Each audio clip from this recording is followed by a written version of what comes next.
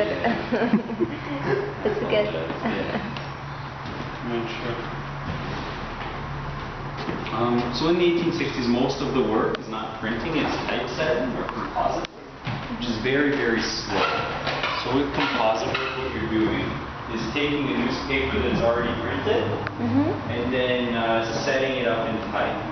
So I have type back. I'll just give you a sort of small example. So this is what the type looks like. This type is actually quite large. This is the size of type you'd find usually on kind of like a headline or something like that. So this one is like font size 20. So what you'd be doing is looking at a newspaper from another community. So this one, the headline there says a petition for justice, and you set that in type. It says a petition for justice. You always have to set it upside down or backwards. Usually you're setting it upside down because it's easier to work that way. So as you print, it will always be a mirror image, but basically you go, because upside down you start at the beginning and then work from the beginning to the end, but everything upside down. If you do it backwards, you have to start at the end and then work in reverse, which is tricky. So basically building a newspaper one letter at a time. Slow work. For a newspaper like this, there's about 50 hours of work typesetting. Oh my God. Yeah, so it's very slow. At the end of which century?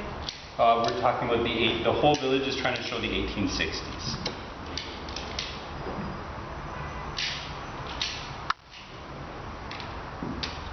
And most of the machinery in here is coming from the United States.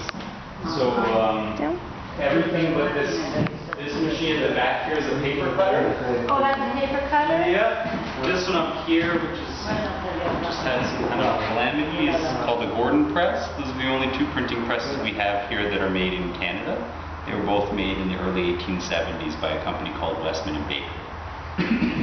The rest of the printing presses are either made in Connecticut or Massachusetts or New York. New York is really the most sort of industrialized place in North America in the 1860s, and so most of the printing machinery is coming out of New York.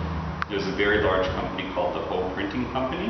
They made that printing press at the back there. They also made almost all of the type that we have.